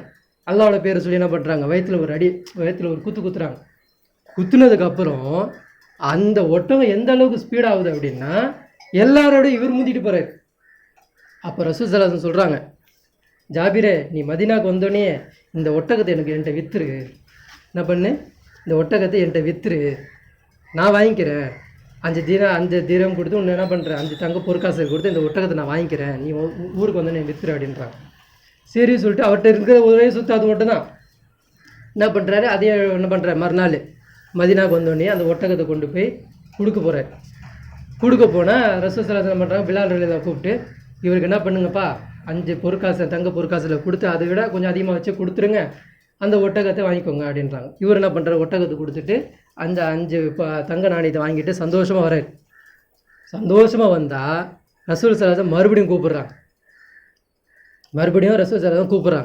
அப்போ அவர் சொல்கிறாரு, இந்த மாதிரி ஒரு வெறுத்தல் நான் இதுக்கு முன்னாடி நான் ஏற்பட்டதே இல்லை. ரசூலுல்லாஹி கூப்பிடக்கூடாதுன்னு நினச்சிட்டு போனேன், ஆனால் ரசூலுல்லாஹி ஸல்லல்லாஹு கூப்பிட்டாங்க. நீ ஏன்னா அந்த ஒட்டகம் எனக்கு தான் தர போகிறாங்க, எனக்கு தான் தர்றதுக்காண்டி தான் கூப்பிட்றாங்க, அதை நான் ரசூலாட்ட வியாபாரம் பண்ணிட்டேன், எனக்கு இது போதுன்ற மாதிரி நான் போனேன், ரசூலாவுக்கும் இருக்கட்டும். அதனால் ரசூலாவுக்கிட்டையும் இல்லை, அவங்களும் கஷ்டப்பட்டுட்டு தான் இருக்கிறாங்க.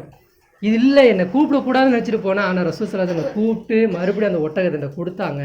அந்த மாதிரி நான் என்னை எப்போவும் நான் வெறுத்தது கிடையாது அப்படின்னு சொல்லிட்டு என்ன பண்ணுறாங்க, அந்த ஒட்டகத்தை வாங்கிட்டு போகிறாங்க. வாங்கிட்டு போகும்போது ரசூலுல்லாஹி ஸல்லல்லாஹு கேட்குறாங்க, என்ன ஒரு முகமலர்ச்சியாக இருக்கிறீங்களே, என்ன விஷயம் அப்படின்னு கேட்குறாங்க. இல்லை ரசூலுல்லாஹ், நான் இந்த மாதிரி கல்யாணம் பண்ணிட்டேன் அப்படின்றாங்க. கல்யாணம் பண்ணும்போது இவருக்கு வயசு என்ன அப்படின்னா 20 வயசு. கல்யாணம் பண்ணிட்டேன் ரசூலுல்லாஹ் அப்படின்றாங்க. எப்படி, என்ன பொண்ணை பார்த்தீங்க, எப்படி கல்யாணம் பண்ணீங்க அப்படின்னா, அந்த சின்ன பொண்ணை பார்த்து கல்யாணம் பண்ணிங்களா, எப்படி பார்த்தீங்க, வயதுக்கு வந்த பொண்ணை கல்யாணம் பண்ணிங்களா அப்படின்னு கேட்குறாங்க. அப்போது ஜாபிர் அலிலா சொல்கிறாங்க, இல்லை ரசூலுல்லாஹ், நான் வயதான விதவியான ஒரு பெண்ணை தான் கல்யாணம் பண்ணேன், வயதான விதவியான ஒரு பெண்ணை கல்யாணம் பண்ணேன் அப்படின்னு சொன்னால் ரசூலுல்லாஹி ஸல்லல்லாஹு அலைஹி வஸல்லம் சொல்கிறாங்க, ஏன் ஒரு இளம் வயசு பொண்ணை நீங்கள் கல்யாணம் பண்ணிங்கன்னா நீங்களும் விளையாடுவீங்க, அவங்களும் விளையாடுவாங்க, உங்கள் வாழ்க்கை கொஞ்சம் சந்தோஷமாக அப்படி போயிட்டுருக்கும் இல்லையா, ஏன் அப்படி பண்ணீங்க அப்படின்போது மறுபடியும் அவர் சொல்கிறார், யார் ரசூலுல்லாஹ், எனக்கு 20 வயசு ஆயிடுச்சு, என் தங்கைகளுக்கு எப்படி இருக்குது, 3 வயசு 4 வயசு 5 வயசுன்ற மாதிரி சின்ன சின்னதாக இருக்கிறாங்க. அதில் சில தங்கச்சிகளுக்கு எப்படி இல்லை, ஜடை பின்ன கூட தெரியல, அவங்களுக்கு என்னது துணி துவைக்க தெரியல, ஜடை பின்ன தெரியல. நானும் இவங்க ஏஜுக்கே ஒரு பொண்ணை கொண்டு வந்து வச்சுட்டேன் அப்படின்னா என் தங்கச்சிகளை யார் பார்த்துப்பா, என் தங்கச்சிகளை பார்க்குறதுக்கு ஒரு ஆள் வேணும் இல்லையா. அப்போது அந்த மாதிரி நான் என்ன பண்ணுறேன்னா, என்னுடைய மனைவியை அவங்க அம்மா ஸ்தானத்தில் வச்சு நான் பண்ணுறதுக்காண்டி தான் ரசூலுல்லாஹ் இது பண்ணணுன்னு ரசூலுல்லாஹி ஸல்லல்லாஹு அலைஹி வஸல்லம் என்ன பண்ணுறாங்க, துவா கேட்குறாங்க, யா அல்லாஹ் இவருடைய வாழ்க்கையில் நீ என்ன பண்ணு, அபிவிருத்தி கொடு, அதிகமான பரக்கத்தை கொடு அப்படின்றாங்க. பிற்காலத்தில் அந்த 9 பெண் குழந்தைங்களும் நல்ல நல்ல பணக்கார வீட்டில் கல்யாணம் பண்ணியிருக்கிறாங்க. பிற்காலத்தில் அன்றைக்கி ரசூலுல்லாஹி துவா செஞ்சது பிற்காலத்தில் நடந்திருக்காது. அதுக்கப்புறம் என்ன ஆகுது அப்படின்னா கந்தக் யுத்தம். கந்தக் யுத்தத்தில் 2000 சஹாபிகள் என்ன பண்ணுறாங்க அப்படின்னா கந்தக் யுத்தம் தோண்டிக்கிட்டு இருக்கிறாங்க. கந்தக் யுத்தம் தோண்டிக்கிட்டு இருக்காங்க. அப்போ ஜாபிர் அலிலாம் வந்து ரசூல்லா பக்கத்தில் இருக்கிறாங்க. அப்போ அவங்க தோண்டிக்கிட்டு இருக்கும்போது ரசூல் ஸல்லல்லாஹு அலைஹி வஸல்லம் பார்க்குறாங்க. ரசூல் ஸல்லல்லாஹு அலைஹி வஸல்லம் எப்படி இருக்கிறாங்க? 3 கல்லை வயிற்றில் கட்டிக்கிட்டு துணி கட்டிக்கிட்டு என்ன பண்ணுறாங்கன்னா தோண்டிக்கிட்டு இருக்கிறாங்க. அப்போ ஜாபிர் அலிலாவுக்கு மனசு பொறுக்கலை. என் வீட்டில் கொஞ்சம் உணவு இருக்குது, இதை கொண்டு வந்து ரசூல்லா ஸல்லல்லாஹு அலைஹி வஸல்லம் நான் சாப்பிட்றத விட என் ரசூல்லா சாப்பிட்டாங்கன்னா கொஞ்சம் நல்லா இருப்பாங்க. ஏன்னா அவங்களுக்கு பசி தாங்க முடியாமல் 3 கல்லை கட்டிக்கிட்டு நிற்கிறாங்க, தோண்டிக்கிட்டு இருக்கிறாங்க. நான் என்ன பண்ணுறேன், போகிறேன் அப்படின்னு சொல்லிட்டு என்ன பண்ணுறாரு, தோண்டிக்கிட்டே இருக்கும்போது இவர் மட்டும் நேராக போய்ட்டு என்ன பண்ணுறாரு, நான் மனைவி கிட்ட போகிறேன். மனைவி கிட்ட போயிட்டு இந்த மாதிரி வந்து ரசூல்லா வந்து என்ன பண்ணுறாங்க, சாப்பிடாம ரொம்ப கஷ்டப்பட்டுட்டு இருக்காங்க, அவங்க வந்து கல்லை கட்டிட்டு தோண்டிக்கிட்டு இருக்கிறாங்க, ஏதாவது சாப்பாடு இருக்குமா அப்படின்னு சொல்லும்போது சில ரொட்டி துண்டுகள் இருக்குது, சில கறி கொஞ்சமாக சில கறி இருக்குது, ஒரு 3 பேர் சாப்பிட்ற மாதிரி இருக்குது, கூட்டிகிட்டு வாங்க, 3 பேரை கூட்டிகிட்டு வாங்க, நம்மளால் முடிஞ்சது ஒரு 3 பேருக்கு சாப்பாடு கொடுப்போம், கூட்டிகிட்டு வாங்க அப்படின்றாங்க. அப்போ இவர் என்ன பண்ணுறாரு அப்படின்னா போயிட்டு ரசூல் ஸல்லல்லாஹு அலைஹி வஸல்லம் போய் சொல்கிறார், ரசூல்லாவே இந்த மாதிரி நீங்கள் வந்து சாப்பிடாமல் இருக்கிறீங்க, ரொம்ப கஷ்டப்படுறீங்க, நான் சாப்பிட்றத விட நீங்கள் சாப்பிட்டா எனக்கு கொஞ்சம் ரொம்ப மனசு திருப்தியாக இருக்கும், நீங்கள் வாங்க ஒரு 3 பேர் மட்டும் கூட்டிகிட்டு வாங்க. என்ன சொல்கிறாங்க, ஒரு 3 பேரை கூட்டிகிட்டு வந்தீங்கன்னா சாப்பாடு கொடுத்துடலாம், சாப்பிட்றலாம் அப்படின்னோடனே ரசூல் ஸல்லல்லாஹு அலைஹி வஸல்லம் பண்ணுறாங்க, கை கொடுக்குறாங்க, கீழே இருக்கிறாங்க, கை கொடுக்குறாங்க, 2 பேரும் கை பிடிச்சின்னு மேலே ஏறுறாங்க. ரசூல் ஸல்லல்லாஹு அலைஹி வஸல்லம் மேலே ஏறினோடனே ரசூல் ஸல்லல்லாஹு அலைஹி வஸல்லம் சொல்கிறாங்க, கந்தக் சஹாபிகளே, கந்தக் வாசிகளே, 2000 பேர் தோண்டிக்கிட்டு இருக்கிறாங்க, நம்மளுடைய ஜாபிர் நம்மளுடைய சகோதரர் நமக்கெல்லாம் விருந்து கொடுக்குறாரு, கூப்பிட்றாரு, போகலாமா அப்படின்னோடனே அவருக்கு வெக்கம் வந்துடுது. அவருக்கு நான் வச்சுருக்கிறது ரசூல் தெளிவாக சொல்லிடுறாரு, 3 பேருக்கு சாப்பாடு இருக்க மாதிரி இருக்கு யார் ரசூல்லா, நீங்கள் வாங்க சாப்பிட்லாம் அப்படின்னு சொல்லும்போது ரசூல்லாவுக்கு 3 கேட்டுருச்சு. ஆனால் என்ன சொல்கிறாங்க மேலே வந்துட்டு, ஜாபீர் நம்மளுடைய சகோதரர் என்ன பண்ணுறாரு, நம்ம அனைவருக்கும் விருந்து தரப்போகிறாரு, எல்லாரும் வாங்க அப்படின்னோடனே எல்லாரும் என்ன பண்ணுறாங்க, அவங்க கிடப்பாரு அவங்க வச்சுருந்த இதெல்லாம் போட்டுட்டு சந்தோஷமாயிடுறாங்க. எல்லாருக்கும் பசி. இவருக்கு வெக்கமாயிருது, என்ன ஆயிடுச்சு, என்ன இப்படி நான் தப்பா கிப்பா சொல்லிட்டேன்னா என்ன ஆயிடுச்சுன்னு தெரியலையே அப்படின்னு சொல்லி என்ன பண்ணுறாருன்னா ரசூல்லாவுக்கு முன்னாடி ஒரு ஓடுறார், மனைவி கிட்ட போகிறார், அன்பு மனைவியே கூப்பிட்றாரு, அப்படி தான் சொல்லி கூப்பிட்றாரு, அன்பு மனைவியே இந்த மாதிரி ஆயிடுச்சு, நான் ரசூல்லா 3 பேர் தான் நான் சொன்னேன், அவர் 2000 பேரையும் கூப்பிட்றாங்க, கூப்பிட்டுட்டு வந்துக்கிட்டு இருக்காங்க, என்ன பண்ண போகிறதில்ல, எனக்கு கை காலெலாம் உதறுது பதறுது அப்படின்னோடனே அப்போ அந்த அம்மா என்ன பண்ணுறாங்கன்னா அமைதிப்படுத்துகிறாங்க. நீங்கள் ஏன் பயப்படுறீங்க, நீங்கள் பயப்படாதீங்க, ரசூலுல்லாஹி ஸல்லல்லாஹு அலைஹி வஸல்லம் உங்களுக்கு நீங்கள் 3 சொன்னது தெளிவாக கேட்டுச்சுல்ல, ஆமாம் கேட்டுச்சு, அப்போ ஏன் பயப்படுறீங்க, நீங்கள் உணவு மேலே நம்பிக்கை வைக்காதீங்க, ரசூல் ஸல்லல்லாஹு அலைஹி வஸல்லம் மேலே நம்பிக்கை வைங்க, அல்லாஹ் அதில் அபிவிருத்தி கொடுப்பான், நீங்கள் அவங்க வரட்டும், அவங்களுக்கு தெரியாமலாம் இல்லை வருவாங்க, நீங்கள் பயப்படாதீங்க அப்படின்றாங்க. அப்போ என்ன பண்ணுறாங்கன்னா ஜாபீர் அலிலாம் என்ன பண்ணுறாங்கன்னா உள்ளே போயிடுறாங்க. ரசூல் ஸல்லல்லாஹு அலைஹி வஸல்லம் என்ன பண்ணுறாங்க, 2000 பேரை கூட்டிகிட்டு வராங்க. 2000 பேர் அந்த வராங்க. வந்தோடனே அந்த உணவு ரசூல் ஸல்லல்லாஹு அலைஹி வஸல்லம் என்ன பண்ணுறாங்கன்னா உள்ளே போயிடுறாங்க. உள்ளே போயிட்டு அந்த உணவு பாத்திரத்தில் என்ன பண்ணுறாங்க அப்படின்னா அல்லாஹ் கிட்ட துவா கேட்குறாங்க. துவா கேட்டுட்டு அதில் என்ன பண்ணுறாங்க, சில ரிவாயத்தில் என்ன வருது அப்படின்னா துப்புனாங்கன்ற மாதிரி வருது, சில ரிவாயத்தில் என்ன பண்ணுறாங்கன்னா கை வச்சு தடவுனாங்க அப்படின்ற மாதிரி வருது. அப்போது கை வச்சு தடவுறாங்க. தடவுனோடனே அந்த அம்மாவை கூப்பிட்றாங்க, ஜாபீர் அலிலாம் மனைவியை இங்கே வாங்க அப்படின்னு சொல்லி கூப்பிட்டுட்டு, இதிலிருந்து நீங்கள் என்ன பண்ணாதீங்க, ஓப்பன் பண்ணி பார்க்காதீங்க, வரதை வந்து எடுத்து கொடுத்துக்கிட்டே இருங்க, நீங்கள் என்ன பண்ணுங்கள் எடுத்து மட்டும் கொடுங்க, வேறு எதுவும் செய்யாதீங்க அப்படின்றான். அப்போது இவங்களும் சொல்கிறாங்க சரிங்க அப்படின்றான். அப்போ ரசூல் ஸல்லல்லாஹு வெளியே வந்துட்டு என்ன பண்ணுறாங்க, 50 பேராக போய் உள்ளே போய் உட்காருங்க அப்படின்றாங்க. அல்லாஹ்வுடைய அற்புதத்தை பாருங்கள். இப்போ 50 பேராக வராங்க. அன்றைக்கி மதிய உணவு எல்லாருமே சாப்பிட்றாங்க, 2000 பேரும் சாப்பிட்றாங்க. 2000 பேரும் சாப்பிட்டு முடிச்சோன்னே ரசூல் ஸல்லல்லாஹு சொல்கிறாங்க, ஜாபீரே நீங்களும் உங்கள் மனைவியும் போய் சாப்பிடுங்க அப்படின்றாங்க. அவங்க 2 பேரும் சாப்பிட்றாங்க. அதுக்கப்புறம் ஜாபீர் அலிஹ் சொல்கிறாங்க, இது எடுத்துகிட்டு போயிட்டு மதீனாவில் இருக்கக்கூடிய எல்லா பேருக்குமே கொடுங்க அப்படின்றாங்க. அப்போ அந்த ஊரில் இருக்கக்கூடிய எல்லாருமே அந்த உணவை சாப்பிட்டாங்க. இதுலேருந்து நமக்கு என்ன புரியுது, அல்லாஹ் நாடுனா எப்படி வேணாலும் நடக்கும். நமக்கு வியாபாரம் இல்லை, கை கால் விழுந்து எப்படி வேணாலும் போட்டோம், அல்லாஹ்வுடைய மார்க்கத்திற்காக வேண்டி நம்ம ஒரு சுயசரிமாக நம்மளுடைய முயற்சி நம்ம செஞ்சோம் அப்படின்னா அல்லாஹ் நமக்கு தெரியாமலே நம்மள்கிட்ட உதவி செய்வான், நம்ம குடும்பத்தை காப்பாற்றுவான். நம்மளால் வந்தவங்க கிடையாது அவங்க, நாம் அல்லாஹ் கிட்ட என்ன ப்ரூவ் பண்ண போகிறோம், என் குடும்பத்தை பார்க்குற என் குழந்தைய காப்பாற்றணும், அதுக்காண்டி நான் உழைக்க போகிறேன். நீங்கள் நம்ம சொல்லலையா, என் குழந்தைய நல்ல முறையில் நான் கல்யாணம் பண்ணி கொடுக்கணும், என் குழந்தைங்க நான் செட்டில் ஆக்கணும், இதெல்லாம் நான் பண்ணுறேன், நான் சம்பாதிக்க போகிறேன் அப்படி சொல்கிறோம். இதுக்காக வேண்டி அவருக்கு வரல, உன் மூலியமாக வந்திருக்கிறாங்க. ஆனால் உனக்காக நீ வரல, நம்ம மூலியமாக தான் நம்ம குழந்தை வந்திருக்கிறாங்க. ஆனால் எல்லாருமே அல்லாஹ்கிட்ட தான் ரிஸ்க் வாங்கணுமே தவிர நம்ம மூலிமா அவங்களுக்கு எதுவுமே கிடையாது. அப்போ நம்ம என்ன நினைக்கணும்னா, நான் என் சார்பாக அல்லாஹ்வுக்கு நான் என்ன செய்ய போகிறேன். இதெல்லாம் கேட்டிங்கல்ல. இப்போ ஜாபிர் அலியோட ஹைலைட் விஷயம்னா இதுதான். என்ன அப்படின்னா, பிற்காலத்தில் என்ன ஆகுது அப்படின்னா, ரசூல் அவங்களாம் போயிட்டதுக்கு பிறகு, மரணித்ததுக்கு பிறகு இவர் என்ன பண்ணுறாரு அப்படின்னா, ஒரு சாபி சொல்கிறாங்க, தூரத்தில் ஒரு சிரியாவில் ஒரு சாபி இருக்கிறாரு, அவர்கிட்ட யாருமே வச்சுருக்காத ஒரு ஹதீஸ் அவர் வச்சுருக்காரு. அது அவர்கிட்ட மட்டும்தான் இருக்குது அந்த ஹதீஸு.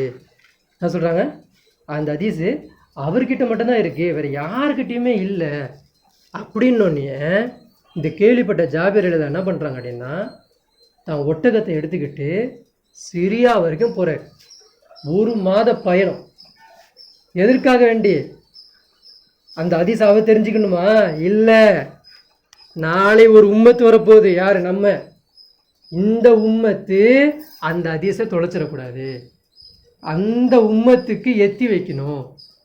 அப்போ நான் என்ன பண்ணுறேன், ஒரு ஹதீஸ் தொகுப்பை நான் தொகுத்துக்கிட்டு இருக்கேன். அப்போ அந்த ஹதீஸை கொண்டு வந்து நான் தொகுத்துட்டேன் அப்படின்னா ஏன் மூலியமாக நிறைய உம்மத்துக்கு, பிற்காலத்தில் இருக்கக்கூடிய உம்மத்துக்கு சென்றடையும் சொல்லிட்டு அந்த 1 மாத பயண தூர அளவு அந்த பயணத்தை என்ன பண்ணுறாரு, ஒட்டகத்தில் உட்காந்துக்கிட்டு சிரியா வரைக்கும் போகிறார்.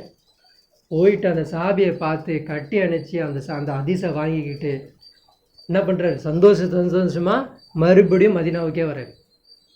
இப்போது நம்ம இந்த மாதிரி எங்கே இருக்கிறோம், நமக்கு ஒரு ஹதீஸ் விளங்குது இல்லையா, நமக்கு ஒரு சம்பவம் விளங்குது இல்லையா, இப்போ காலத்தில் நடக்கிற ஒவ்வொரு இது விளங்குது இல்லையா, நம்ம எத்தனை பேருக்கு சொல்லணும், அவன் அசிங்கப்பட்டா என்ன, அவன் துப்புனா என்ன, அவன் என்ன சொன்னா எனக்கு என்ன, நான் அல்லாஹ் கண்ணு சொல்கிறேன்னு சொல்லிட்டு நம்மளுடைய மனசு நமக்கு வருதா? ஆனால் வருது. ஆனால் என்ன, அந்த வந்துடுது, சொல்லணுன்றது கூட வந்துடுது. ஆனால் என்ன பார்க்குறோன்னா, அவர் ஒன்றும் ஸ்டார்ட் பண்ணல, அவர் ஒன்றும் பண்ணலைல்ல, சொன்னவங்க கூட இன்னும் போகலல்ல. இப்போ வெயிட் பண்ணுவோம், நம்மளும் போவோம், பண்ணுவோம். இப்போ எப்போ போவோம்? அப்போ அந்த ஜாபிரில் அன்றைக்கி அந்த ஹதீஸை தொகுக்கக்கூடாது நினைக்காமல் இருந்ததுன்னா அந்த ஹதீஸ் நம்ம கிடைக்காம இருந்திருக்குமா? கிடைக்காம போயிருக்கும் நமக்கு. இப்போ நம்ம கிடைச்சது என்னென்னா, ஒரு 60 நாள் அவருடைய பயணம் எதுக்காக வேண்டி, அந்த ஒரு ஹதீஸை கலெக்ட் பண்ணுறது வேண்டி போகிறார். இன்னொன்று, ஜாபிரில் என்ன பண்ணுறாங்க அப்படின்னா, தன்னுடைய ஒரு வயசில் என்ன பண்ணுறாங்க அப்படின்னா, அவங்களுக்கு ஒரு டைமில் என்ன இதுன்னா ரொம்ப நோய்வாய்ப்பட்டுறாங்க, ஏந்திரிக்க கூட முடியல. அப்போ ரசூல் ஸல்லல்லாஹு அலைஹி வஸல்லம் என்ன பண்ணுறாங்கன்னா, அவங்க ஒழு செஞ்ச தண்ணியை கொண்டு வந்து மூஞ்சில் அடிக்கிறாங்க. மூஞ்சில் அடித்த உடனே என்ன ஆகுதுன்னா, உடனே நிவாரணம் அடைகிறாங்க, ஏந்திரிக்கிறாங்க. ரசூல் ஸல்லல்லாஹு சலாம் சொல்கிறாங்க. சலாம் சொல்லிவிட்டு அவர் நினைக்கிறார், இறந்துருவேன்னு நினைக்கிறார். ஆனால் அவர் இறந்த மாதிரி கேட்குறாரு, யார் ரசூலுல்லாஹ், நான் ஒரு வயதான பெண்ணை கல்யாணம் பண்ணிக்கிட்டேன், எனக்கு ஒரு வாரிசே கிடையாது. வயதான பெண்ணை, வயது முடிந்த ஒரு விதவியான ஒரு பெண்ணை கல்யாணம் பண்ணியிருக்கிறாங்க. அவங்க மூலயமா அவனுக்கு வாரிசு இல்லை, எனக்கு எதுவுமே இல்லை. எனக்கு 9 சகோதரிகள் இருக்கிறாங்க. நான் இவங்களுக்கு என்கிட்ட ஒரு சொத்து இருக்குது, இந்த சொத்தை நான் எப்படி பங்கீடு கொடுக்கணும் அப்படி சொல்லிட்டு இவர் கேட்கும் பொழுது, அது அந்த டைமில் தான் கலாலான்ற ஒரு சட்டத்தை அல்லாஹ் என்ன பண்ணுறான், அந்த சூரத்து நிசால 11வது அத்தியாயத்தை அல்லாஹ் என்ன பண்ணுறான், யூசிக்குமுல்லாஹ் ஃபீ அவுலாதிக்கும்னு சொல்லிட்டு சொத்தை எப்படி பங்கீட்டு கொடுக்கணுன்றத இவர் மூலியமாக தான் அல்லாஹ் மக்களுக்கு சொல்லி கொடுக்குறான். குழந்தை இருக்கிறவங்க இப்படி கொடுங்க, குழந்தை இல்லாதவங்க இப்படி கொடுங்க, உங்களுக்கு 2 ஆம்பளை பிள்ளை இருந்து 1 பொம்பளை பிள்ளை இருக்கா, இல்லை 2 பொம்பளை பிள்ளை இருந்து 1 ஆண் இருக்கா, இல்லை எல்லாமே பொம்பளை பிள்ளையா இருக்கா, இல்லை குழந்தையே இல்லையா, எப்படிலாம் இருக்கோ எல்லா விதமான சட்டம் இவருக்கா கேட்டனால அல்லாஹ் அந்த டைமில் இறக்கி வைக்கிறான். இப்போ ஒவ்வொரு காலகட்டத்திலையும் சஹாபாக்கள் எப்படி இருக்காங்க அப்படின்னா, அவங்க தன் மார்க்கத்திற்காக வேண்டி அவங்களோட வாழ்க்கையை அர்ப்பணித்தாங்க. ஆனால் நாம் என்ன பண்ணுறோம் அப்படின்னா, இந்த மார்க்கத்தை விளங்கிக்கிட்டு புரிஞ்சுக்கிட்டு அதன்படி செயல்படக்கூடியவே இல்லை. நம்ம கேட்குறோம், புரியுது, எல்லாம் தெரியுது, புத்துணர்ச்சியாக இருக்குது, பயானா ஓகே புரியுது, ஆனால் என்ன செய்யணும் அப்படின்னா பிளான் இல்லை. ஆனால் எப்படி சம்பாதிக்கணும், எப்படி வரணும், எப்படி முன்னேறணும், எல்லா விதமான இதுவும் இருக்கும். நாளைக்கு எப்படி ஒரு பொருளை வாங்கி, எப்படி பருப்பு வாங்கி போட்டுக்கணும், எப்படி அரிசி வாங்கி வச்சுக்கணும், எல்லா விதமான முன்னேற்பாடு முன்கூடியே செய்கிறோம். நாளைக்கு என்ன கலர் ட்ரெஸ் போடணும், நாளைக்கு எப்படி குளிக்கணும், என்ன செய்யணும், நாளைக்கு என்ன ப்ரோக்ராமு, எல்லாமே நம்ம செய்கிறோம். ஆனால் எதை செய்கிறது கிடையாது. அல்லாஹ்வுடைய மார்க்கம். இன்னைக்கு ஒரு புதுசான ஒரு வசனம் எனக்கு புரிஞ்சுது, இந்த வசனத்தை என்னால் எப்படி நான் எத்தி வைப்பேன்? இன்னைக்கு ஒன்றும் இல்லை, இன்னைக்கு நடக்கக்கூடிய இந்த குழப்பத்தில் இருந்து தான் பாதுகாக்கிறது நம்ம சிறந்ததா, இல்லை உம்மத்தை நம்ம முதல்ல ஒரு ஃபேமிலியாக நம்ம சேருவோம், நம்ம எல்லா பேரும் ஒரு கருத்தில் மாறுவோம், அதுக்கப்புறம் நம்ம மூலியமாக வந்து ஒவ்வொரு ஃபேமிலியாக பிடிப்போம், எல்லா பேருக்கும் இந்த கருத்தை சேகரிப்போம். இது யாருக்காக வேண்டி?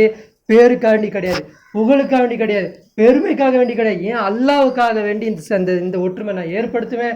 ஏன் அல்லாவுக்காக வேண்டி இந்த ஃபேமிலியை நான் சேர்க்க வைப்பேன். ஏன் அல்லாவுக்காக வேண்டி இந்த தாவாவை நான் செய்வேன். இதனை யார் செய்கிறாங்க யார் செய்யலைன்னு நான் யோசிக்க மாட்டேன். இது என்னால் செஞ்ச முயற்சியை நான் செய்வேன். இப்படி நம்ம மாறினாதான் நம்மளுக்கு அல்லாஹ் நம்ம கூட ஒரு வசனத்தை நீங்கள் எடுத்து படித்தா கூட அல்லாஹ் நம்மள்கிட்ட பேசுவோம். அந்த வசனம் நான் இப்படி தானேப்பா பேசுகிறேன், இப்படி தான்ப்பா பேசுகிறேன், நான் இப்படி பேசிக்கிட்டு இருக்கேன்ப்பா, இப்போ சொல்லுப்பான்றது அல்லாஹ் நம்மளோட புத்தியில் சொல்லுவான். இப்போ அப்படிப்பட்ட மக்களாக நம்ம மாறணும். ஏதோ ஒரு ஜும்மா தொழுதோம், ஏதோ தினமும் தொழுதுகிட்டு இருக்கோம், இன்னும் கொஞ்ச நாள் நோன்பு வரப்போகுது, எதுவும் நோன்பு வச்சிரும், இது இல்லை. இக்தரை பற்றி சான்றான் அல்லாஹ் குரானில். மறுமை நாள் நெருங்கிருச்சு அப்படின்றான். 1400 வருஷத்துக்கு முன்னாடி சொன்னது எல்லாம் இன்னைக்கு அது நிலைநாட்டிட்டு வராங்க. இன்னைக்கு ஒரு மக்கள் ஒரு குழப்பமாக இருக்கிறாங்க. ஒரு ஆன்லைனில் நீங்கள் போய் உட்காந்திங்கன்னா என்ன நடக்குதுன்னு கேட்குறாங்க. ஆலிம்களுக்கு அது பதில் சொல்ல முடியல. என்ன நடக்குது, யார் சத்தியம் யார் அசத்தியம், இதிலே குழப்பமாயிட்டாங்க. அப்போ அல்லாஹ் இப்படிப்பட்ட குழப்பத்திலேருந்து நம்மளை பிரித்து எடுப்பான். ஏன் அப்படின்னா சிந்தனை கரெக்டாக இருக்குது. என்ன சிந்தனை? அல்லாவை உட்கார வைக்கணும், அல்லாவுடைய ஆட்சி இங்கே இல்லை, அல்லாஹ்கிட்ட நம்ம தோபா கேட்கணும், உம்மத்தை நம்ம தோபா கேட்கணும், இப்படின்ற மாதிரி நம்ம சிந்தனை நம்ம இருக்கிறனால அல்லாஹ்கிட்ட நம்ம துவா கேட்டோம் அப்படின்னா அந்த குழப்பவாதிகள் யாருன்றதை அல்லாஹ் நமக்கே புரிய வைப்பான். நம்ம அப்படிப்பட்ட மக்களாக நம்ம மாறணும். ரலியல்லாஹு அன்ஹு வரல்லு அன்ஹுன்னு அல்லாஹ் சொல்கிறான். அல்லாஹ் அவர்களையும் பொருந்தி கொண்டான், அவர்களும் அல்லாஹ் பொருந்தி கொண்டான்றான். ஆனால் நம்மளை அல்லாஹ் எப்போ பொருந்திக்க போகிறான்? நம்ம என்ன செயல் வச்சுருக்கிறோம், இதெல்லாம் நம்ம யோசிச்சு பார்க்கணும். அல்லாஹ் கிட்ட இந்த தொழுகை எப்படிப்பட்ட தொழுகையாக இருந்தால் அல்லாஹ் எடுத்துருப்பான். நீ உம்மத்துக்கும் சொல்லிட்டு உம்மத்துக்கிட்டே சத்தியத்தை சொல்லிட்டு நீ வந்து தொழுதன்னா நம்மளோட தொழுகை அல்லாஹ் ஏற்றுப்பான். உம்மத்துக்கிட்ட போயிட்டு சத்தியத்தை சொல்லிட்டு நம்ம நோன்பு வச்சோம் அப்படின்னா நம்மளோட நோன்பை ஏற்றுப்பான். நீ எந்த சத்தியத்தை நீ சொல்லாமல், குரானுடைய உண்மையான மக்சத்து மக்களுக்கு சொல்லாமல், நான் தொழுகிறேன், நான் நோன்பு வைக்கிறேன், நான் சதகா செய்கிறேன், நான் இது பண்ணுறேன்னு சொல்கிறேன் தான் சொல்லி வச்சுக்கிட்டோன்னா அல்லாஹ் நம்மளுடைய நன்மையெல்லாம் அப்படியே காட்டுவாங்க. மறுமை நாளில் முழு நன்மை. உன் நன்மையை பார்த்தியா, நீ வேலை தொழுத பாரு, உன் நன்மை ஃபுல்லாக இருக்குது. ஆனால் நீ எப்படி தொழுதுருக்கிற, உன்னை காப்பாற்றிக்கணும், நீ தப்பிச்சிக்கணுன்ற மாதிரி நீ தொழுத தவிர உனக்கு புரிஞ்ச அந்த வசனத்தை 4 பேருக்கு நீ சொல்லலை, எத்தி வைக்கலை அப்படின்றத அல்லாஹ் சொல்லி நம்மளுடைய நன்மையை நமக்கு முன்னாடி அல்லாஹ் அளிப்பான். இப்போ அப்படிப்பட்ட துர்பாக்கியசாலியை நம்ம ஆக போகிறோமா? அப்படிப்பட்ட துர்பாக்கியசாலியை அல்லாஹ் நம்மளை ஆக்காமல் நம்ம வந்து இந்த எப்படிப்பட்ட மக்களாக மாறணும்? அந்த அப்துல்லா ரலியல்லாஹு மாதிரி மாறணும். 9 பெண் பிள்ளைகள் இருந்தாலும், சின்ன வயசு குழந்தை பையன் இருந்தாலும், அல்லாவுடைய மார்க்கம் தான் எனக்கு பெருசு, அல்லாஹ் உன்னை பாதுகாப்பா மகனே, நீ என் கடனே அடிச்சிரு, நான் அல்லாவுக்காண்டி நான் போகிறேன்னு சொல்லிட்டு போனார் இல்லையா? அப்போ அந்த குழந்தைய அல்லாஹ் விட்டானா? அல்லாஹ் காப்பாற்றினானா இல்லையா? அல்லாஹ் எந்தெந்த வகையில் வந்து உதவி செஞ்சான், எப்படிலாம் வந்து பேசியிருக்கிறான். அப்படிப்பட்ட அல்லாஹ் நம்மள்கிட்டே வந்து பேசுவான். அல்லாவுடைய செல்ல பிள்ளைகளாக நம்மளும் மாறலாம். ஆனால் நம்ம கையில் ஆஃபரை வச்சுக்கிட்டு இருக்கக்கூடிய நிகழ்வுகளை தான் புரிஞ்சுக்கிட்டு எல்லாமே தெரிஞ்சுக்கிட்டு என்ன பண்ணுறோம்? அல்லாஹ் கிட்ட தனிநபர் துவாவா நம்ம கேட்டுட்ருக்கோம். இப்படிப்பட்ட மக்கள் இருந்து அல்லாஹ் நம்மளை காப்பாற்றணும். நம்மள்ட்ட என்ன விளங்கணுதோ அதை மக்கள்கிட்ட போய் சொல்லுவோம். நல்ல மக்களாக நம்ம மாறுவோம். எதை கேட்டோமோ எதை சொன்னோமோ அதன்படி செயல்படக்கூடிய பாக்கியசாலிகளாக அல்லாஹ் உங்களையும் இன்னும் ஆக்கி அருள்புரிவான சொல்லி என்ன ஒரே முடித்துக்கொள்கிறேன். வாஹிர் தாவானா அல்ஹம்துலில்லாஹி ரப்பில் ஆலமீன். அஸ்ஸலாமு அலைக்கும் வரஹ்மத்துல்லாஹி வபரகாத்துஹு.